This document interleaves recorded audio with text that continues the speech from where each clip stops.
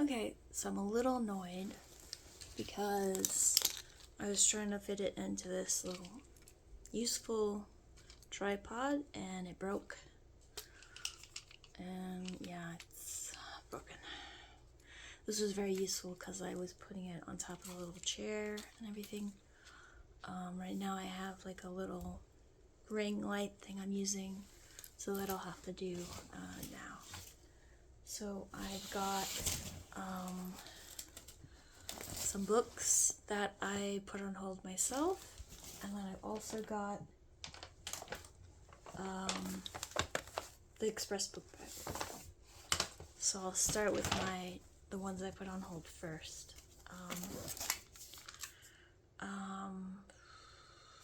This one, The Many Deaths of Laura Starr, and you can kind of see it's very interesting seeing her, I guess, floating or flying, or I'm not quite sure. Okay. Humanity is on the verge of discovering immortality. As a result, the avatar of death is cast down to earth to live a mortal life in Mumbai as 20-something Laila Starr. Struggling with her newfound mortality, Laila has found a way to be dropped in the time and place where the creator of immortality will be born. Will Layla take her chance to stop mankind from permanently altering the cycle of life, or will death really become a thing of the past? There's just a little stuff here. So that looks interesting. I found it, I think, because I looked up like the best graphic novels of all time or something, or like the best in general, and that was one of them. I've never read that author before, I think. Let's see here. I could have sworn there was one other one that I put on hold. Oh, that's weird. I hope I didn't forget one of them. So, Adulthood is a Myth. She actually just recently came out with a new one. Sarah's Scribble Collection by Sarah Anderson. I didn't bother to see the names on this one because it's like Ram 5 Philippe Andre for that one. It's just kind of hard for me to say those. So yeah, this one, it says on the back, this book is for the rest of us. These comics document the wasting of entire beautiful weekends on the internet, the unbearable agony of holding hands on the street with a gorgeous guy, dreaming all day of getting home and back into pajamas, and wondering when exactly this adulthood thing begins.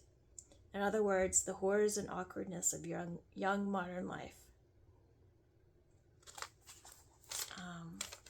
So yeah, I've seen some of her comics on like Facebook, and she's also on Tapa's website. I don't know if I'm saying that right. But yeah, she seems really relatable with her comics. And I've got this one, Book Club by Debbie Tung. And I mean, it's very obvious why I picked this one out, because it's about books. Bookworms rejoice. These charming comics capture exactly what it feels like to be head over heels for hardcovers, in paperbacks, and ebooks, in bookstores, and libraries. Book Love is a gift book of comics tailor-made for tea-sipping, spine-sniffing, book-hoarding bibliophiles. Debbie Tung comics are instantly recognizable, making you laugh while precisely conveying the thoughts and habits of book nerds. And apparently they're a cartoonist and illustrator in England. Yeah, I'm really excited for this one. These graphic novels, I just read them so quick. That's why I love the library, because if I bought these myself, like, I would have to spend so much money, because I would be through them like that, and then I'd probably have to figure out what to do with them after that. Okay, so the last one is not a graphic novel, it's a nonfiction. It's been a little while since I've been reading nonfiction. What I've been doing usually has been listening to it on like Audible or something, which I'm way behind on. I actually learned a useful tip to slow down the audio on the audiobooks, and that kind of helps with comprehension because they can just talk so fast and you're trying to keep up, and it just it's helped immensely with. Of course, it also means that it takes a lot longer to get through, but it helps with keeping track of what's going on. So this one is Building a Second Brain, a proven method to organize your digital life and unlock your creative potential. Tango Forte. I am probably saying that wrong. I say a lot of things wrong, so, you know, there's that. I've seen this recommended. Abi Abdul. I don't know if I'm saying Abdul. I'm saying everything wrong. I'm so sorry.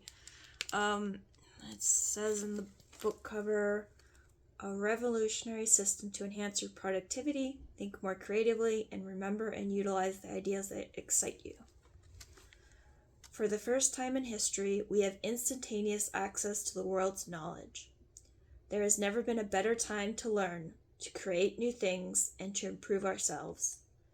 Yet rather than feeling empowered, we are often left feeling overwhelmed by this ceaseless influx of information. The very knowledge that was supposed to set us free has instead led to the paralyzing fear that we'll never know enough, never remember enough. I definitely have the remembering problem. Thoughts, ideas, and learning need to be developed to become more than a momentary spark. They have to be packaged up and sent through time as notes to your future self. Your ideas must become part of something outside yourself. A digital support system that allows you to use your precious brain space to unleash your creative potential. Now, in this eye-opening and accessible guide, productivity expert Tiago Forte shows each of us how we can easily create a system to leverage our best thinking. With the second brain, we can harness the full potential of all our thoughts and the information we consume before they fade from our minds. As a trusted and organized digital repository of your most valued ideas and notes, a second brain frees you from self-doubt, supports you when you are forgetful, and empowers you to accomplish everything you set your mind to as your most productive and creative self. Sorry, that was kind of winded. But yeah, I really wanted to read this book and see what would help. I currently use Notion as my second brain, but it's could be better. It's got some basic notes that I transfer out from my written notebooks. Yeah, this I'm hoping to read maybe 50 pages a day or something.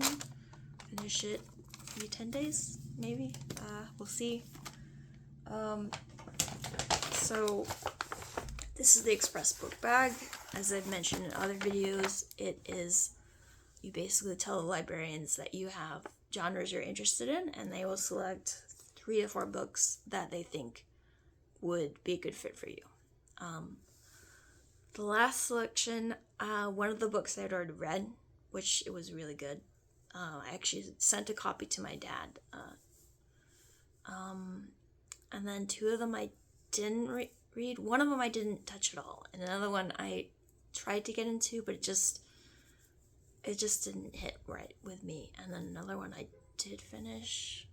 I can't remember what it was anymore. That's how bad my memory is. But yeah, there's actually a note written here. It says, "Hi, Elizabeth. I hope you enjoy these selections. Sarita." I am pronouncing that wrong.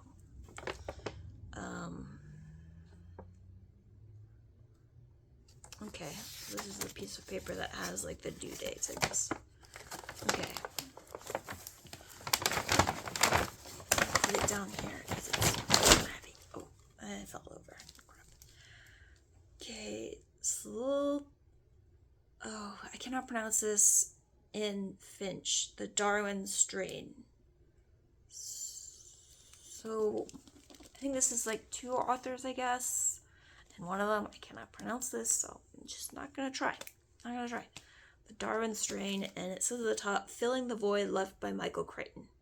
I did read some of his stuff and liked it. I've seen some of the movies based on his stuff. And it looks like they've written some other stuff because there's some quotes on here about that. Oh my. Okay. I don't know if I'm going to read the entire blurb here.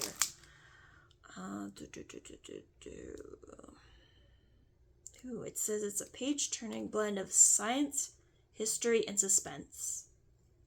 That's interesting. Though the fighting has stopped and Hitler is vanquished, a dangerous new war between America and the Soviet Union has begun. Invaluable in defeating the Nazis, accidental cryptozoologist R.J. McCready and Yanni Thorne, an indigenous Brazilian and expert in animal behavior, are working for the Pentagon once again. Sent to a mysterious Greek island in a remote corner of the Mediterranean, they are investigating rumors about a volcanic spring with miraculous healing properties that the locals say is guarded by sea monsters from ancient legends. The islanders believe that, like the cove at Fatimia, I'm saying that wrong, the spring is a gift from God. To the Greek Orthodox Church, it is a sign of a deadly evil foretold in an apocalyptic text. Alongside French and Chinese researchers, men who share their strange blood-stained past, Mac and Yanni discover that the volcanic spring's undersea plumes release an exotic microbe that can transform life with astonishing speed. To find the source of the volcanic spring, Mac and Yanni must find a way to neutralize the dragons of Revelation, a fearsome aquatic species also known as the kraken, which are preventing the scientists from exploring deep beneath the sea's surface. Mutating at a bewildering pace, the kraken has evolved a chillingly high alien intelligence. As the race to possess the miracle microbe heats up, tension among geopolitical actors, religious leaders, and ordinary scientists confronted with the unknown escalate into chaos. Mac and Yanni know all too well that one wrong choice can easily set in motion a biological chain reaction that will reach across the decades to enhance or destroy everything that lives. Whew, okay. That was a mouthful. That was a lot. Okay. That's decent size, so it's kind of a mix of things. It should be interesting. I don't know if I'll like the underwater element part, because I'm just kind of... The last one I read that was underwater was what, octopuses that were intelligent, and I just didn't really feel that one. Oh, come on, fall over this way. Okay, there we go. Whew, this is long. We're like 13 minutes in, and I've got 3 more to go. Okay, oh, this looks interesting. I love the cover. Look at the cover. It's got the flowers. The Betrayals, Bridget Collins. And then this bestseller, author of another book. So that's a good sign. It looks like a little clock. Very pretty book. I like pretty books. Okay. What do we got here? Okay. And then, let's see, world building, okay. Spellbinding literary epic, enchantment, mystery, dark secrets. At Montever, an ancient and elite academy hidden high in the mountains, society's best and brightest are trained for excellence in the great game, an arcane and mysterious competition that combines music, art, math, poetry, and philosophy. Leo Martin once excelled at Montever, but lost his passion for scholarly pursuits after a violent tragedy. He turned to politics instead and became a rising star in the ruling party, until a small act of conscience, I can't say that right, cost him his career. Now he has been exiled back to Montever, his fate uncertain. But this rarefied world of learning Leo once loved is not the same place he remembers. Once the elusive bastion of men, Montever's most prestigious post is now held by a woman, Claire Dryden, also known as the Magister Ludi, the head of the great game. At first, Leo feels an odd attraction to the Magister, a mysterious, eerily familiar connection, though he's sure they've never met before. As the legendary Midsummer Games approaches, the climax of the Academy's year, long-buried secrets rise to the surface and centuries-old traditions are shockingly overturned. A highly imaginative and intricately crafted literary epic, The Betrayals confirms Bridget Collins is one of the most inventive and inquisitive new voices in speculative fiction. These books have really long little things. Like, I like it. It's just a lot wordy. I don't do a whole lot of talking. This one's probably 50-50 in terms of whether I like it or not. The Last Girl Ghosted, Lisa Ungler. Very interesting cover. Let's see here. An online dating match turns into a deadly cat and mouse game in this riveting and utterly original thriller. Okay, so it was a thriller. That's what I thought it would be. She met him through a dating app, an intriguing picture on a screen, a meeting at a downtown bar. What she thought might be just a quick hookup quickly became much more. She fell for him, hard. But then, just as things were getting real, he stood her up. Then he disappeared, profiles deleted, phone disconnected. She was ghosted. Maybe it was her fault. She shared too much, too fast. But soon she learns there were others. Girls who thought they were in love, who later went missing. She had been looking for a connection, but now she's looking for answers. Chasing a digital trail into his dark past and hers, she finds herself on a dangerous hunt, and she's not sure whether she's the predator or the prey. Okay, that sounds interesting. I'm a big internet fanatic, so that kind of concept is very interesting to me. Sorry they use this word interesting a lot. It's just easier for me to say something like that. And then the final one, interesting.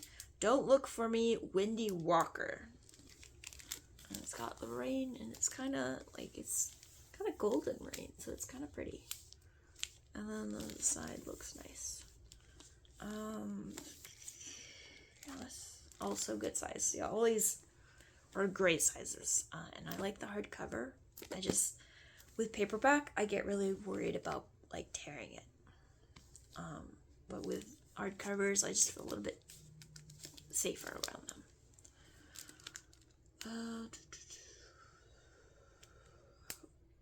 In Wendy Walker's thrilling novel, Don't Look for Me, the greatest risk isn't running away, it's running out of time. One night, Molly Clark walked away from her life. The car abandoned miles from home. The note found at a nearby hotel. The shattered family that couldn't be put back together. It happens all the time. Women disappear, desperate to leave their lives behind and start over. She doesn't want to be found, or at least that's the story. But is that what really happened to Molly Clark? The night Molly disappeared began with a storm, running out of gas, and a man in a truck offering her a ride to town. With him is a little girl who reminds her of the daughter she lost years ago. It feels like a sign, and Molly is overcome with a desire to be home with her family, no matter how broken it is. She accepts the ride, but when the doors are locked shut, Molly begins to suspect she has made a terrible mistake. When a new lead comes in after the search has ended, Molly's daughter, Nicole, begins to wonder. Nothing about her mother's disappearance makes sense. Nicole returns to the small, desolate town where her mother was last seen to find the truth. The locals are kind and eager to help. The innkeeper, the bartender, even the police, until secrets begin to reveal themselves, and she... I can't read this word. Comes closer to the truth about that night and the dangers surrounding her. Okay, that was hard to read because there was like a little bit of tape like right over it. So, okay. So, these are the books from the Express book bag. They're very big. I probably read them very fast. I have no job. I have no responsibilities, no kids. I have a lot of time to read and to make these videos. So, you know. And then these are the ones that I put on all myself. They're very thin. I don't know if they're going to last the day. That's how fast I read. Alright, so that's it. This is a full 20 minutes. Hope you enjoyed it. Thank you. Bye.